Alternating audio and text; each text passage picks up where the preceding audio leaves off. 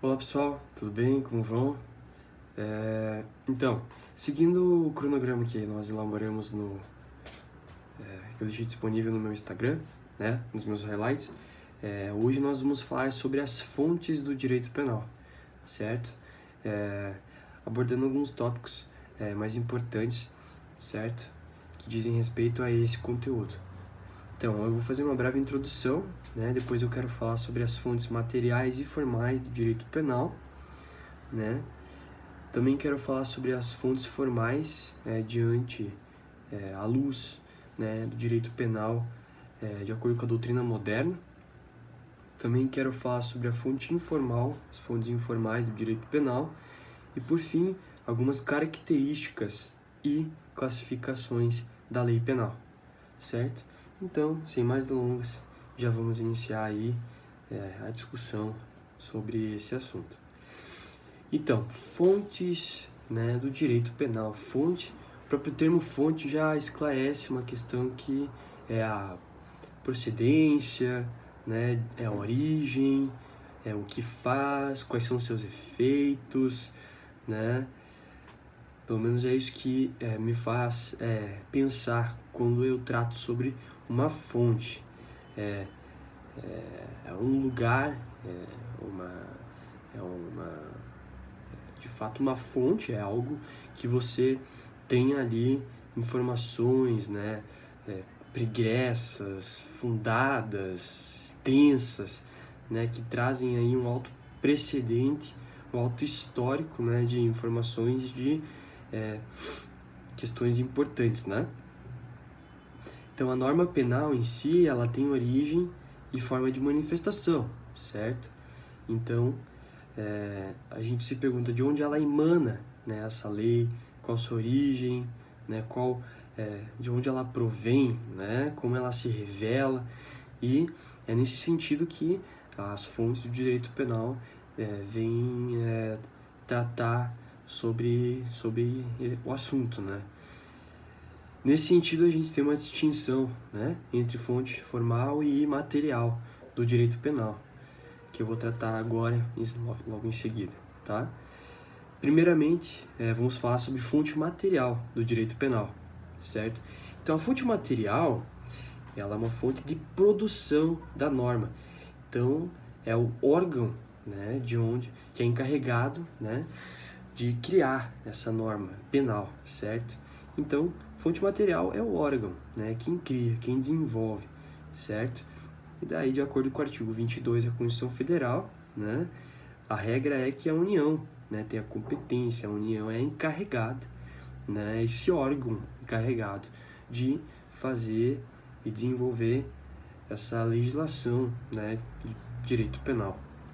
Os Estados membros também, certo? Eles podem legislar sobre questões específicas, né? Mas essas questões específicas, elas são atinentes a temas de interesse local, né? Então, não vai discutir, né? Não vai criar leis que tenham temas fundamentais do direito, certo? Porque quem é encarregado de discutir isso e tratar sobre isso é a própria União, né? Bem, então sobre fonte material é basicamente isso, certo?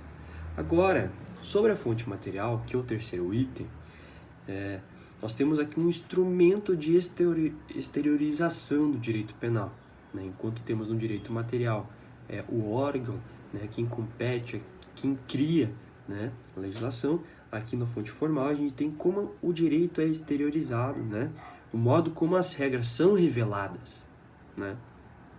Antes, no material, temos a produção, né, e quem o faz, e aqui nós temos como essas regras são reveladas, né, como elas são exteriorizadas, né? Então, no caso, é uma fonte de conhecimento ou de cognição.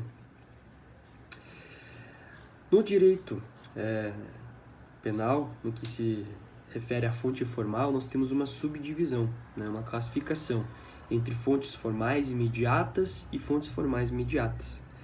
Imediata é a lei. A lei é a única fonte formal imediata do direito penal. Então, como imediata, temos só a lei. E quanto à imediata, né, abrange os costumes e os princípios gerais do direito, né? Também temos aqui, que é pelo menos o que a doutrina traz, que além dos costumes e os princípios gerais, nós temos também como fonte imediata do direito penal os atos administrativos, certo? Que trata que, por exemplo, as normas penais em branco, né? Elas servem de complemento da conduta criminosa, né? Então, seria um exemplo aqui, né? Por exemplo, o legislador ele define que é crime o consumo de drogas, né? Mas se faz necessário outras leis para que se entenda e que se classifique quais são essas drogas a que o legislador se refere, né? Logicamente, se pensar que as drogas elas mudam constantemente, né? Os seus tipos, né? Logo, é necessário que o legislador se mantenha constantemente atualizado, né? Incluindo, editando as normas para fazer essa inclusão dessas novas substâncias entorpecentes, né? Pois é algo natural, né? Então, aqui temos como fonte formal imediata os costumes e os princípios gerais, mas também, de acordo com a doutrina, também teríamos os atos administrativos como fonte formal imediata. Agora, entrando no novo tópico, né, que fala sobre a fonte formal do direito penal à luz da doutrina moderna, já nós temos uma mudança aí sobre o que enquadramos ou não em imediatas, certo? Então, como fonte formal do tipo imediatas, temos aqui a lei, né? Em primeiro momento, né? Pois a lei é o único instrumento, né, que cria os crimes, né? Cria as sanções, né? Seja o crime ou contravenção penal, né? E comina naturalmente a essas condutas, né? As sanções, né? Então a lei é o único instituto, né? Instrumento que tem esse poder, né?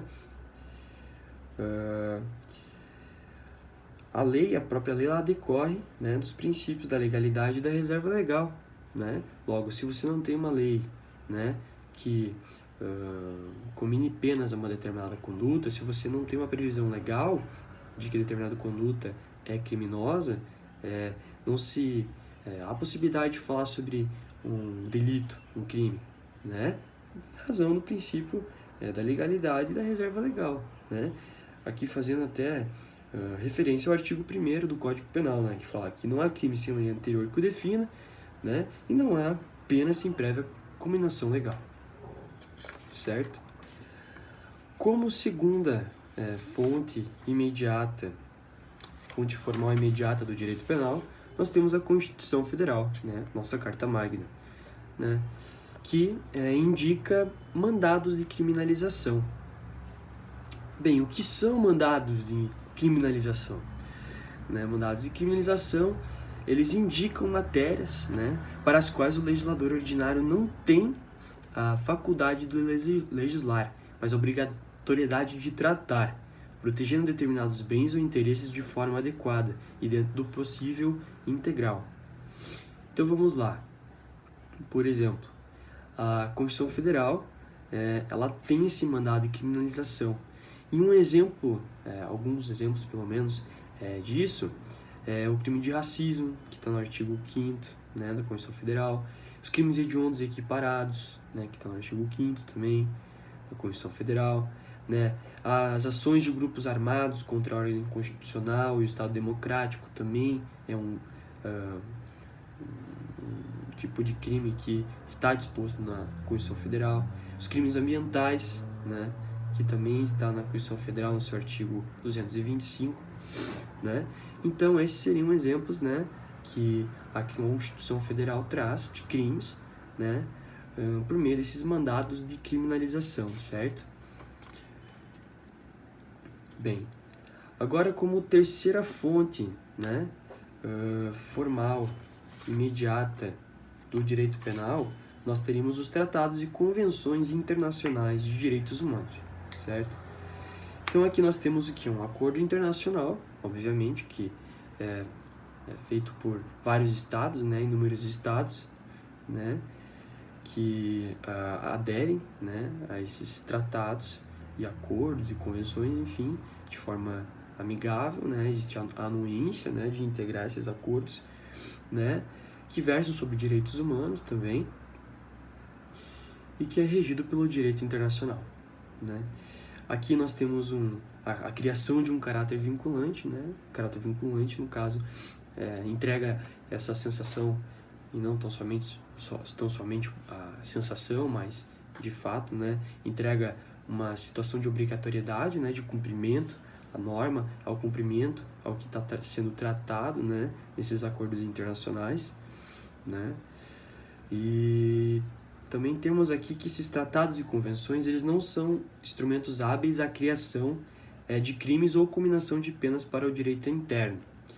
Então, vejam só, temos um acordo internacional, um tratado internacional, que trata sobre um crime e uma pena. Para o direito interno, isso não se aplica. No entanto, nesses tratados, eles podem vincular os denominados mandados internacionais de criminalização, algo semelhante ao que há na Constituição Federal, né? A Constituição Federal ela não traz, por exemplo, o crime de racismo e uma pena. Ela traz um mandado de criminalização, né? Logo, o racismo é crime, a Constituição traz isso. Mas o legislador, né, que vai tratar sobre a lei penal precisa criminalizar isso de fato e, né, combinar uma pena. Então aqui é mais ou menos a mesma ideia, certo? No tratado não se estipula crime e pena, né? Se estipula um mandato de criminalização, né? Em que vem depois, né, pro país respectivo e esse país tem que legislar em cima daquela conduta, né, que foi determinada no tratado que deve ser criminalizada, certo? Então eles estabelecem de forma explícita, né, essa obrigação de tipificar no ordenamento jurídico interno daquele país determinada conduta, né? Exemplo disso é a tortura, pornografia infantil, violência contra a mulher, genocídio, né, e o crime organizado, certo? Após isso também temos as jurisprudências, né, que são as decisões reiteradas dos nossos tribunais superiores, os princípios, né, gerais do direito e algo chamado de complemento, certo? O complemento pode ser uma norma penal em branco, certo? Certo, então vamos lá.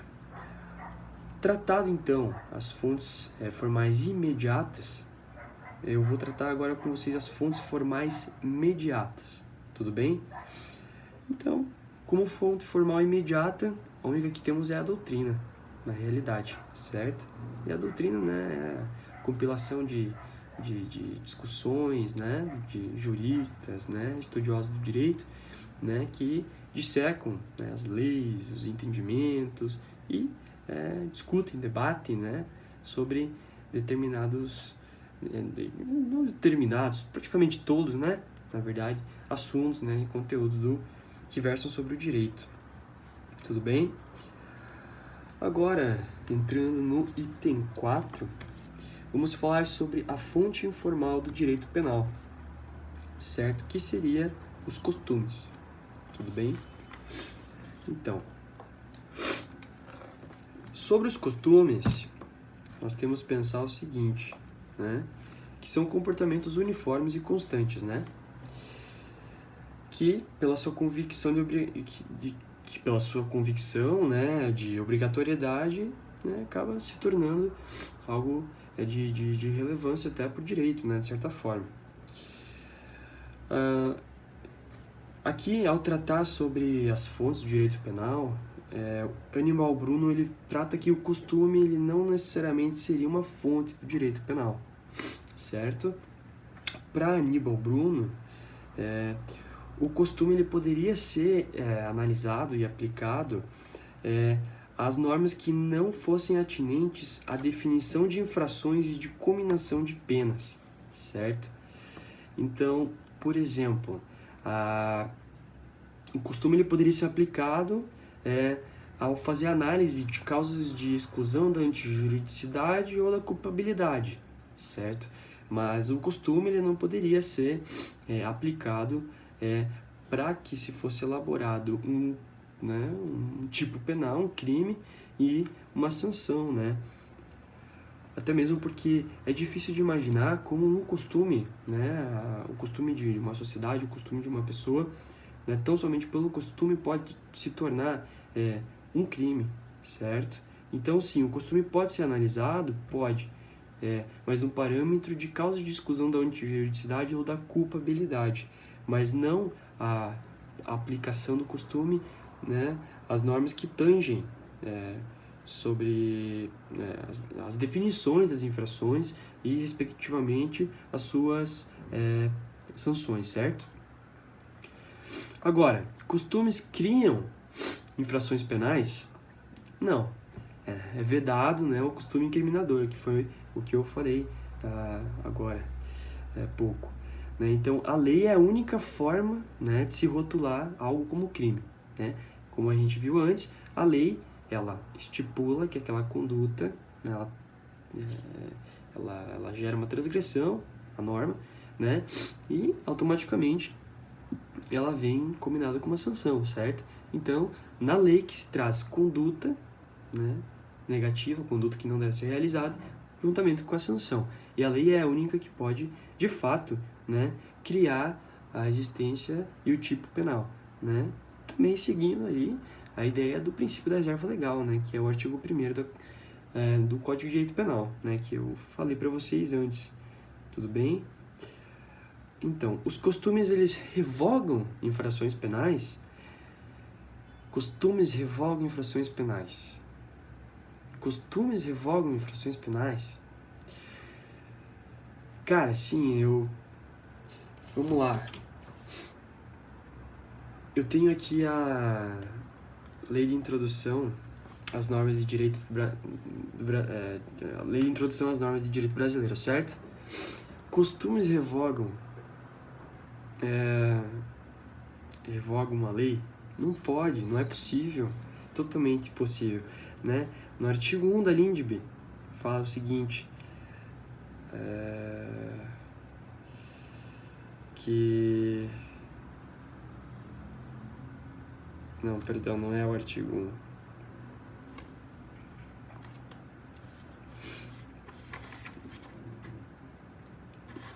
Aqui, no artigo 2 da LINDB. Não se destinando à vigência temporária, a lei terá vigor até que outra modifique ou revogue. Então, uma lei, ela tem eficácia e ela tem vigor, né, até o momento que outra lei a revogue.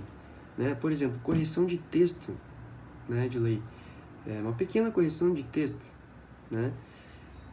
Você vai ter que fazer uma lei nova, mesmo que seja para fazer uma correção pequena, né? Se tem um dispositivo penal que tem que modificar algum crime, enfim, essa modificação tem que vir por lei, né? Então, não se há possibilidade de falar que um costume, né, pode revogar uma lei, né? Isso está na lei de introdução, certo? Está na lei de introdução, né, às normas de direito brasileiro, artigo 2. Então, é extremamente básico isso, certo?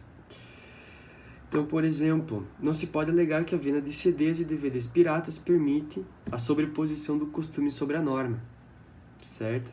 Então, revogando o artigo 184, parágrafo 2 do CP, que incrimina a violação de direitos autorais. Então, não é só porque as pessoas costumeiramente fazem a venda de CDs e DVDs que não seja uma prática ilícita, não seja uma prática legal. Ora, porque falamos que aqui é o artigo 184, parágrafo 2 do Código Penal, que trata sobre a violação de direitos autorais, é crime. Então não podemos ter que o costume sobrepõe a norma incriminadora, certo? Então, nesse sentido, inclusive, vem decidindo no STF e o STJ. Então, qual então é a finalidade do costume no ordenamento jurídico penal? Apesar de não possuir condão de criar ou revogar crimes em sanções, o costume é importantíssimo vetor de interpretação das normas penais. Essa é a grande conclusão, né? Então ele atua dentro dos limites do tipo penal, né? E dessa forma ele é aplicado para a própria interpretação, né? Por exemplo, quando tratamos sobre repouso noturno, né, na Constituição Federal e no direito penal, o que seria o repouso noturno? Né? Repouso noturno seria das 7 da manhã às 8 da manhã, às 11 da noite, às 8 da manhã. Então, aí que se aplica o costume, por exemplo, né? Vamos falar sobre centros urbanos e centros rurais, né? Cidades grandes, cidades pequenas, enfim, micro-regionalizações, né? Pequenas comunidades, enfim, é pelo costume, né? Não há como simplesmente se falar de um horário, de uma coisa específica, né?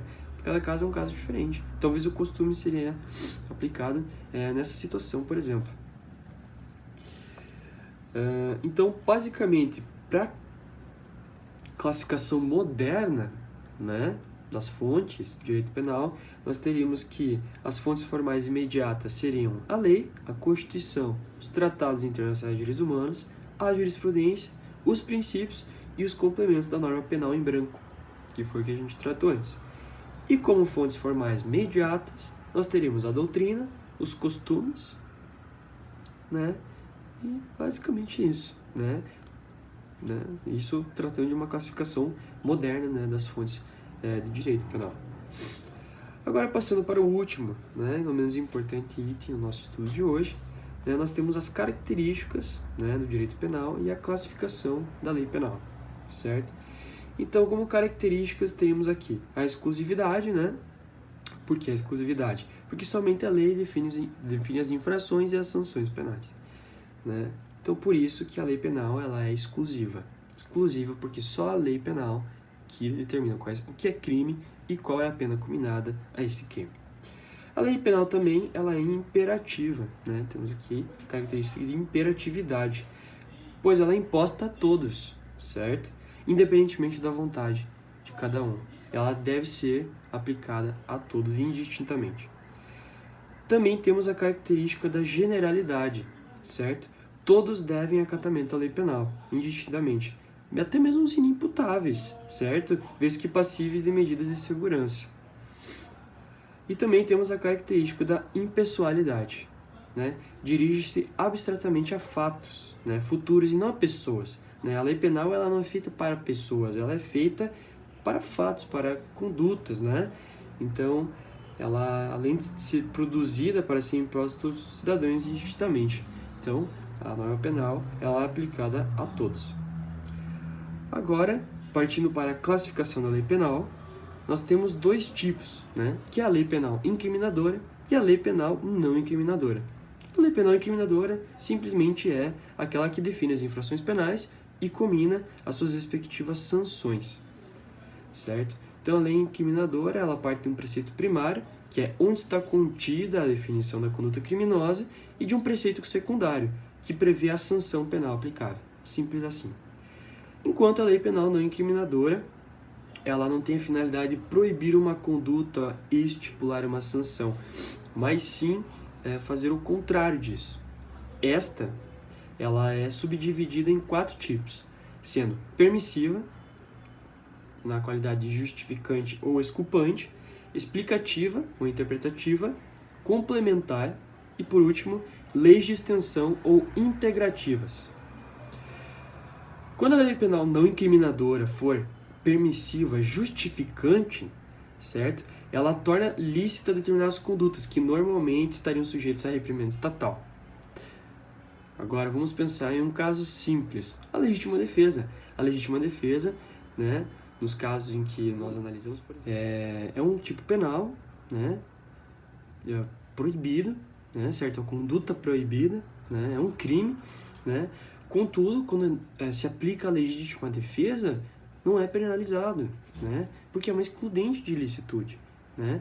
Ele está protegendo a si ou a outrem, né? Em razão dessa sua conduta, né? Então, nesse tipo de permissiva justificante, né?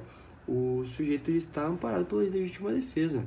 Então, ele não vai ser penalizado, ele não vai ser sujeito a uma pena, porque ele está realmente se protegendo. E a legítima defesa é um exemplo disso. Agora, como lei penal não incriminadora, temos a tipo permissiva exculpante. Nós falamos sobre a permissiva justificante agora, e vamos tratar agora sobre a permissiva exculpante, né? Já a permissiva exculpante, ela elimina a culpabilidade do agente, como é o caso da embriaguez acidental, certo? Embriaguez acidental completa, tudo bem? Que está no artigo 28, parágrafo 1 do Código Penal. Então, não há como o agente ser culpado, né, se ele não teve culpa na sua embriaguez, né? Se ela foi acidental, né? Foi induzida. Por exemplo, não há um nexo causal, não existe nexo entre a conduta e a consequência, né? Em nenhum momento o sujeito deu causa e consequência, né, a sua embriaguez. Então, o caso da permissiva exculpante, esse seria um exemplo. Também temos aqui a lei penal não incriminadora explicativa ou interpretativa, né? Essa aqui é realmente bem simples, né? Ela vem aqui esclarecer o conteúdo da norma, né? Como é o exemplo do artigo 327 do Código Penal, que trata sobre o conceito, a definição de funcionário público, né, para fins penais. É uma norma, uma lei penal não incriminadora, tão somente explicativa e interpretativa, né? Ela visa aqui tão somente explicar e definir quem é o funcionário público para fins penais. E por fim, temos a lei penal não incriminadora do tipo complementar. Tem a complementar e tem mais uma. A complementar, ela tem função de delimitar a aplicação das leis incriminadoras. Um exemplo disso é o artigo 5º do Código Penal, que fala sobre a aplicação penal no território brasileiro, certo? Então aqui é uma função de delimitar a aplicação, por isso complementar. E por fim, de fato, o último tipo de lei penal incriminadora é a de tipo de extensão integrativa, né? Ela viabiliza a tipicidade de alguns fatos, né? Por exemplo, o artigo 14, inciso 2, e o artigo 29 do Código Penal, que fala sobre a tentativa e participação. Logo, lei penal de extensão integrativa. Extensão, vamos pensar aqui, autor do crime de homicídio, certo? Agora, autor daquele da tentativa e aquele partícipe do crime de homicídio. Se o Código Penal não trouxesse uma lei de extensão integrativa, né, a tentativa e a participação não seriam um crime, né? Então aqui teremos condutas atípicas, né, a tal norma, que é a do crime de homicídio. Então, é basicamente isso, a extensão, a lei penal não incriminadora de tipo extensão integrativa. Bem, era basicamente isso que eu tinha para passar para vocês nessa aula sobre fontes de direito penal, e nós nos encontramos na próxima aula para discutir sobre a interpretação